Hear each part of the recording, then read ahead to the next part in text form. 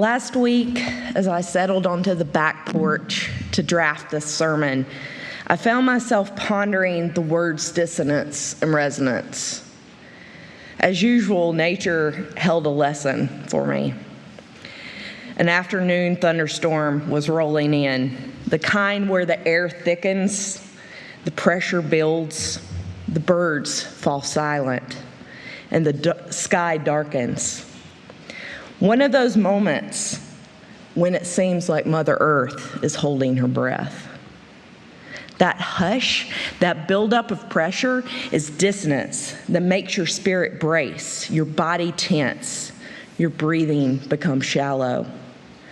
Some of us know that feeling all too well, like a clash of notes on the instrument that doesn't harmonize well together. The static of dissonance fills our minds when we live in fear, confusion, and constant conflict. Then the wind shifts, the rain falls, and the tension breaks. In that moment of resonance, a clear note that cuts through the static, like a tuning fork, struck in a quiet room.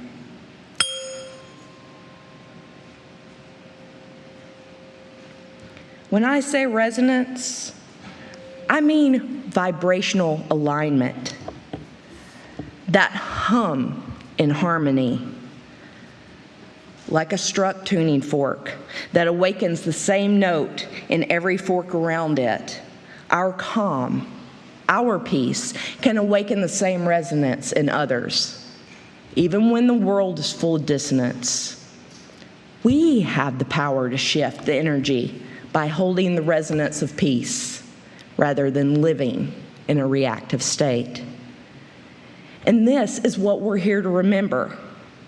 Peace isn't just the absence of noise. It's a choice to hold a clear, steady note in a world full of noise and chaos. A note that says we can harmonize and make something beautiful together. In a world that tests us daily, peace is not passive. It's something we choose again and again, especially when the skies darken. When the storms come, and they always will, we can learn not to run from the thunder. We become the calm center, regulating our own storms so that we can hold peace for those around us. If we want a world ruled less by fear and frenzy, some of us must serve as the keepers of this resonance. We must choose to breathe deeper, listen harder, stand softer in face of violence and hate, and remind us all that peace is not a place to reach. Rather, it's a practice that we carry with us into the storm. Because we know these storms, they won't stop. It is unlikely that the world around us will be free of thunder, fear, anger, injustice. But the work, as so many of the masters have reminded us, is not to wish the storm away, but to learn to stand within it without adding to the noise. Gandhi called this satyagraha, the fierce, stubborn pursuit of truth. Anyone can throw a punch, but true resistance in the face of oppression is about standing so deeply rooted in your own peace that no hate can uproot you. Gandhi said, "In a gentle way, you can shake the world." And Ram Dass reminds us that the work remains the same, no matter how loud the world gets, to love each other, to ease suffering, even now, especially now. So what does that mean for us today? It means that every act of compassion is an act of resistance. Every moment you choose to listen instead of shout, soften instead of harden, you break a cycle of violence inside yourself and in the world. Peace is not passive. It's not hiding from injustice or pretending that the storms don't exist. It's standing in that storm and saying, I will not add to the dissonance. I will not feed this fire with more fear and hate. I will be the keeper of resonance, even if my voice trembles, even if my hands shake. So how do we begin? We first clean around our own doorstep and seek to enjoy the magic in the mundane. Thich Nhat Hanh said, many people are alive, but don't touch the miracle of being alive. And he encourages us to drink our tea slowly and reverently, as if the axis on which the whole world revolves. It's so easy to be pulled into an endless consumption and productivity, reading the news, doom scrolling on social media, the constant noise and doing. It doesn't feed the soul. This only amplifies what the commodified wellness programs and retreats try to sell us on impractical beliefs that peace can only be found when you have a perfect meditation practice on a scenic mountaintop. Instead, we are tasked with doing what we can with this life in the time we have. And for most of us, peace is found in the humble spaces, washing dishes, tending our garden, sipping tea with full presence. Adding shadow work into our self-care practice can assist us in protecting our peace and creating space for more magic in our lives by finding what is no longer in alignment. However, this requires pausing in the discomfort rather than avoiding it. The lessons we learn in these spaces help us set boundaries, tend our own peace first, and learn to have more compassion rather than casting the first stone. As many of you know, it's not easy to stay present, to resonate peace. But when I feel that tug of society's hamster wheel pulling a little bit too hard, I always remind myself of one of my favorite Henry David Thoreau quotes. It is not easy to be busy. It is not enough to be busy. So are the ants. The question is, what are we busy about? So when you find yourself overwhelmed, ask why. Pause. Touch the earth. Touch the wonder of breath and the present moment. Because these moments become a seed of peace, a form of quiet magic. When we practice this, we remember we hold the spark of the divine. Our ordinary days are holy. And this is where peace takes root and learns to spread. But cultivating peace is not just a solo practice. It's something we tend together. In Norse heathenry, there's a word for this bond, frith, sacred kin-bonded harmony.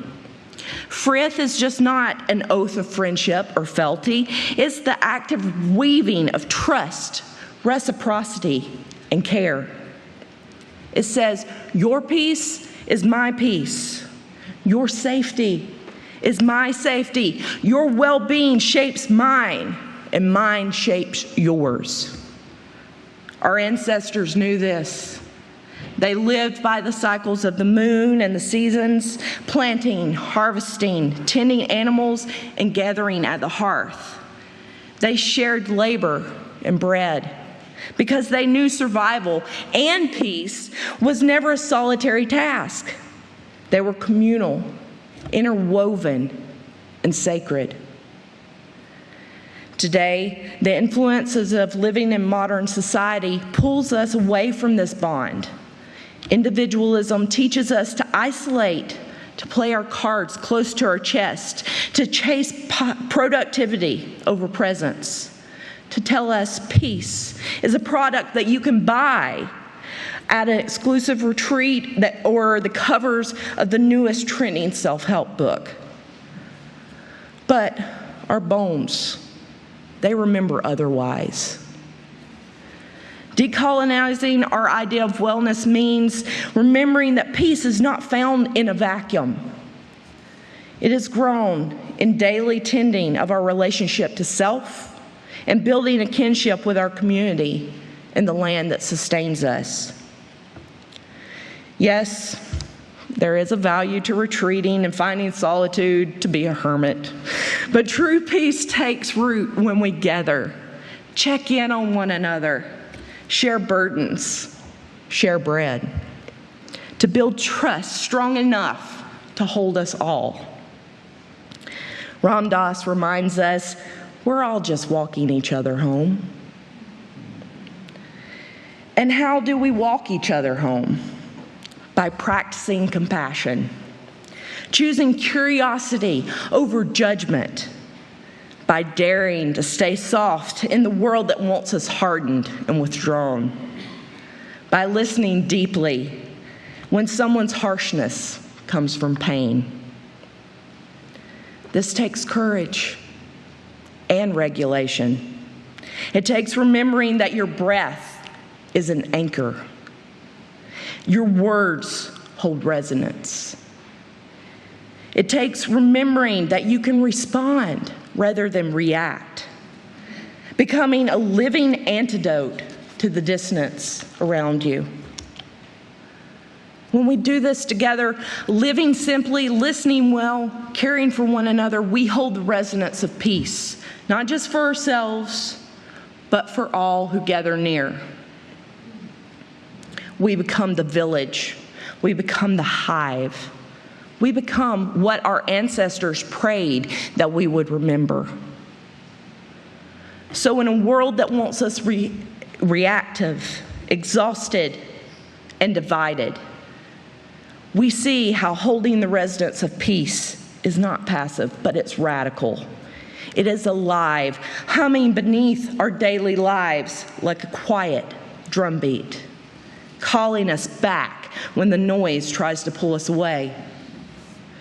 It invites us to step off the chaotic path of the maze with its dead ends, detours, distractions, and follow the spiraling path of the labyrinth instead.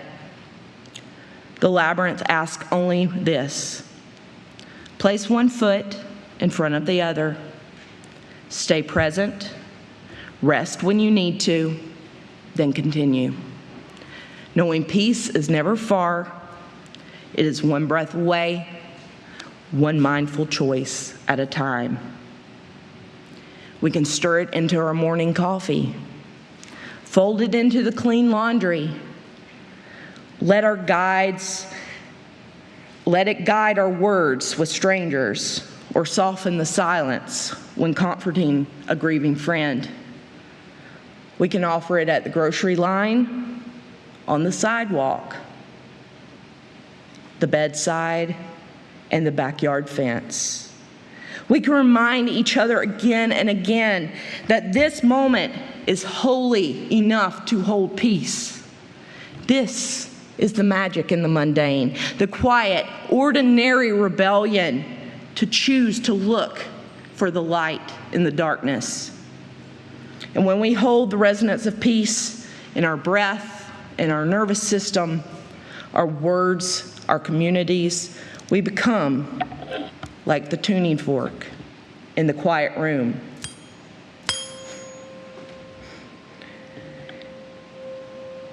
Your calm note vibrates out, reminding every other being near you. We can hum in harmony, even here, even now.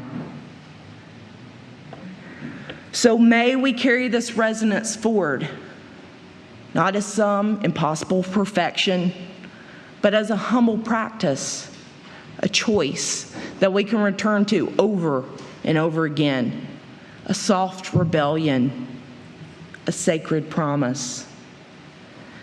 That in a world filled with dissonance, we choose to be the keepers of peace for ourselves, for each other, for the world we are shaping together. Thank you.